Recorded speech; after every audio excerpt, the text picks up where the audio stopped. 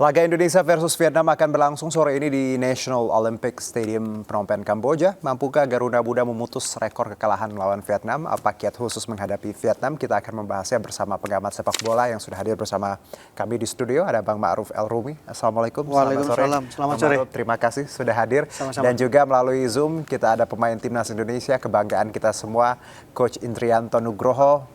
Selamat sore, Coach. Sore Mas Yuno. Ya, Mas apa Maro. kabar? Sore Mas.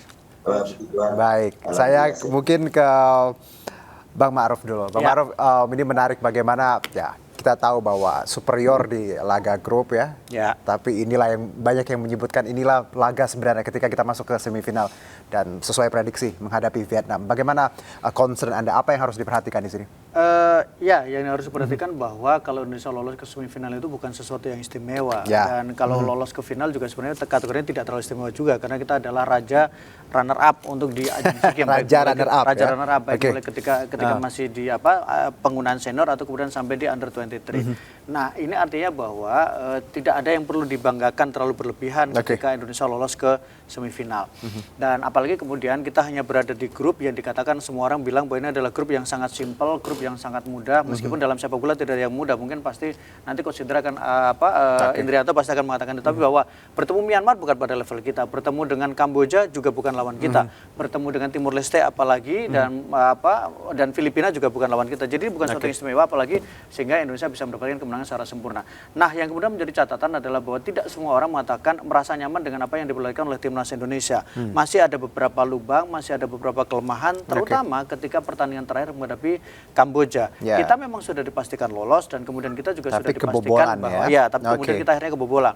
Tapi ini bisa menjadi indikasi bahwa ketika Indonesia bermain dan mendapatkan pressure dari lawan, ada kegugupan yang diperlihatkan oleh para pemain Indonesia. Itu menurut saya menjadi salah satu handicap di luar memang kekhawatiran soal head to head. Jadi ini bisa jadi celah ya bahwa tadi ketika kita bicara di lapangan, ketika ada pressure atau yang begitu intens ya. Contohnya seperti kemarin. Menghadapi Kamboja juga. Oke, saya ke Coach Indrianto. Coach, kalau kita bicara mengenai evaluasi, Coach, bahwa kita bisa superior di grup ya, yang memang bisa terbilang cukup mudah seperti itu, Prof. Coach, bagaimana Anda melihat ke depannya, melihat semifinal yang nanti ya, Coach? Ya, semifinal pertandingan lawan Vietnam, menurut saya ini yang sesungguhnya sebenarnya. Lawan yang sesungguhnya, karena kita melihat bahwa Vietnam di beberapa tahun terakhir ini adalah tim yang sangat kuat, termasuk Thailand, termasuk beberapa tim yang lain.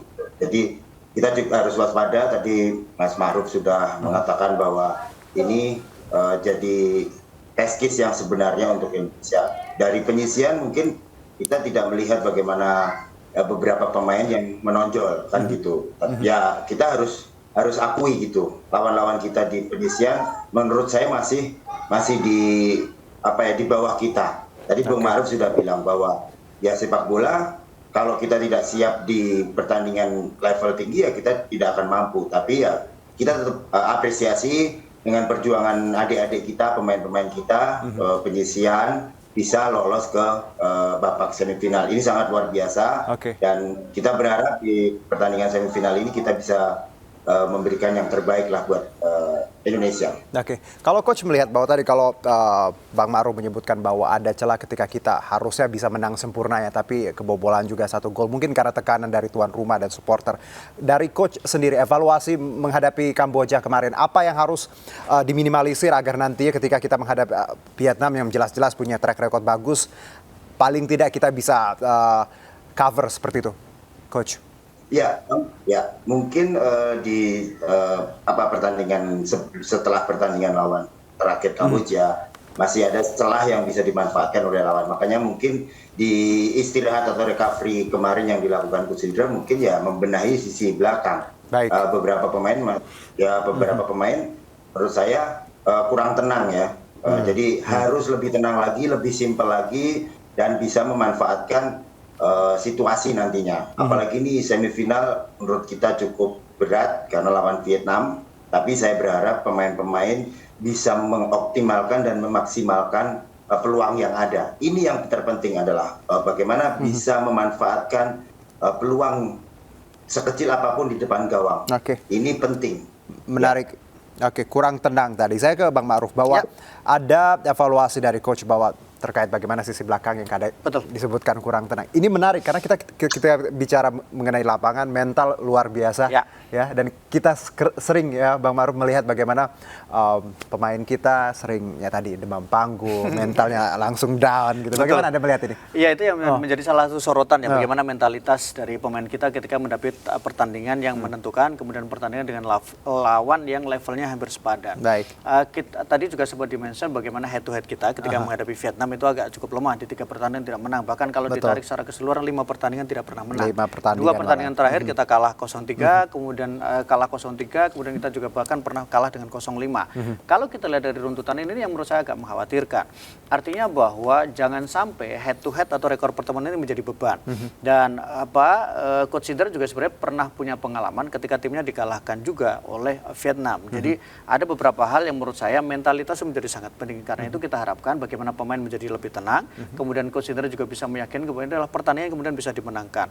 Dan satu lagi yang paling penting, bermain dengan baik.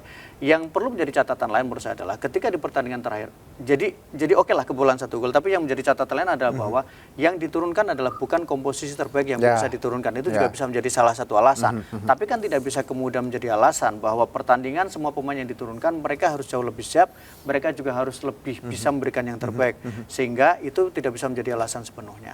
Kalau racikan, kita tahu di pertandingan dengan Kamboja tadi tidak sepenuhnya ya. Untuk Vietnam, apakah kita harus robah sedikit racikannya atau seperti apa?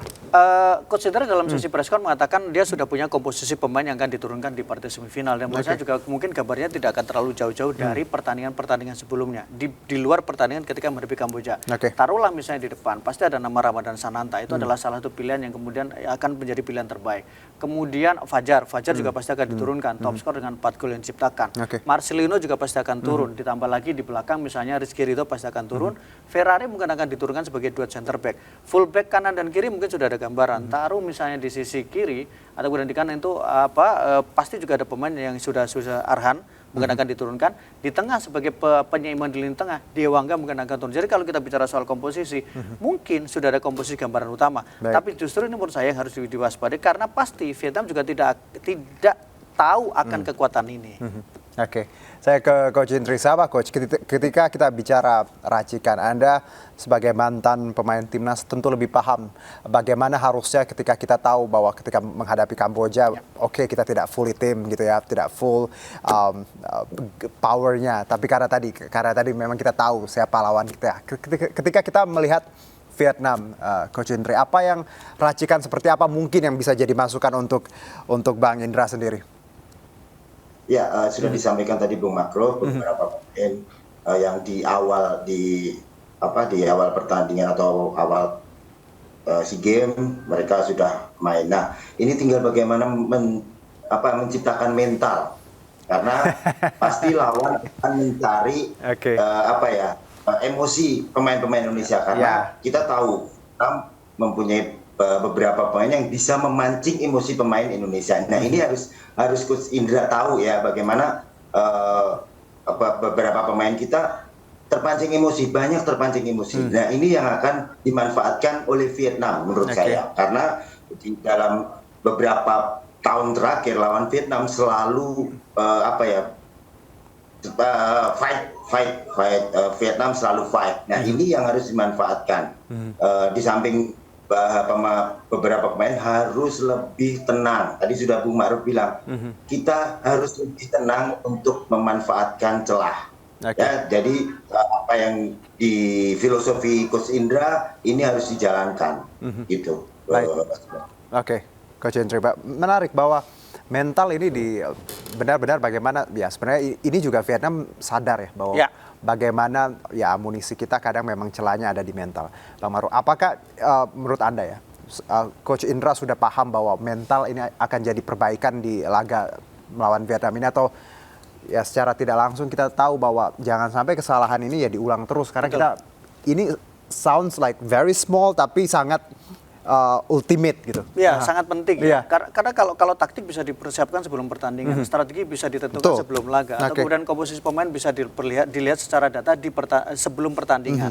Jadi tinggal, tapi mental itu kan tidak bisa kemudian dikontrol sepenuhnya ketika sudah berada di dalam lapangan. Betul. Saya ingin mengambil contoh ketika pertandingan Vietnam menghadapi Malaysia.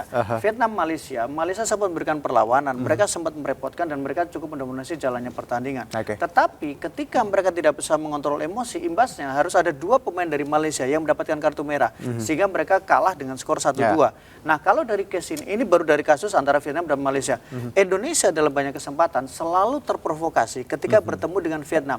Di Piala AFF kita melihat bagaimana ketegangan antara Indonesia dengan Vietnam, ketegangan antara pemain Indonesia dengan pemain Vietnam, dan itu akan berpengaruh secara pertandingan. Pertama, ancaman yang paling nyata adalah soal kartu, itu jelas. Karena ketika pemain jangankan kartu merah, seorang pemain ketika mendapatkan kartu kuning saja, pasti secara psikologis dia sudah ragu-ragu. Dia agak takut, jangan-jangan saya mendapatkan kartu merah, nanti saya diusir, saya tidak main. Yang kedua, ketika kemudian secara psikologis mereka terprovokasi, meskipun tidak mendapatkan kartu, tapi ada potensi bahwa main mereka menjadi ngaco, main mereka menjadi tidak fokus, karena mereka kemudian bagaimana caranya membalas, bagaimana nih supaya saya bisa melakukan sesuatu untuk lawan ini. Nah, itu juga menurut saya menjadi sangat penting ketika bicara soal mental. Jadi kecil tapi sangat menentukan, karena kalau kemudian mental kita tidak siap, mental kita merasa inferior, kita tidak akan bisa mengontrol, pelatih tidak bisa mengontrol itu. Yang bisa dikontrol pelatih adalah penentuan pemain, strateginya, taktiknya. Tapi kalau sudah bicara mental di dalam lapangan, maka pemain itu yang sangat berpengaruh. Menarik bahwa Bang Ma'ruf, pelatih tidak bisa tadi mengontrol mentalitas seseorang. Apakah ini juga harusnya dilihat oleh tadi baik itu pelatnas, pihak-pihak terkait, bahwa mentality juga memang harus jadi bahan yang ketika kita bicara persiapan harus dilihat. Ini how to build ini kalau dari sudut pandang Anda? Pertama adalah meyakinkan pertandingan adalah pertandingan, dan kemudian harus diyakinkan bahwa kita bisa melakukan sesuatu dan kita lebih bagus dibandingkan dengan lawan yang kita hadapi.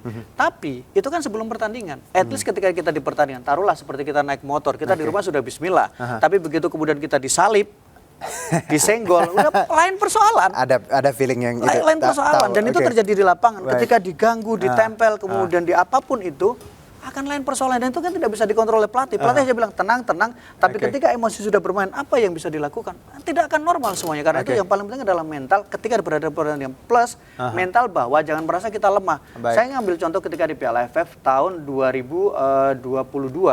Indonesia ketika di final menghadapi Thailand, kan selalu dikatakan bahwa rekor kita jelek, Thailand lebih bagus dari kita. Imbasnya di leg pertama, selesai di leg pertama. Nah, itu yang kita harapkan tidak terjadi nanti di semifinal. Ini kadang yang jadi insight yang akhirnya ya alam bawah sadarnya udah jelek pasti jelek gitu. Jelek pasti jelek. Kita kalah, mau apapun kita kalah. Nah, itu yang tidak boleh dari pemain kita. Coach Indri, bahwa dalam perjalanan karir Anda, Coach, apa yang Anda bisa beri masukan mungkin untuk adik-adik kita di U22 ini, bahwa how to build mental seperti itu, Coach? Apa yang mungkin Coach Indri pernah lakukan agar tadi asumsi atau insight yang jelek bisa kita hilangkan ketika bertanding?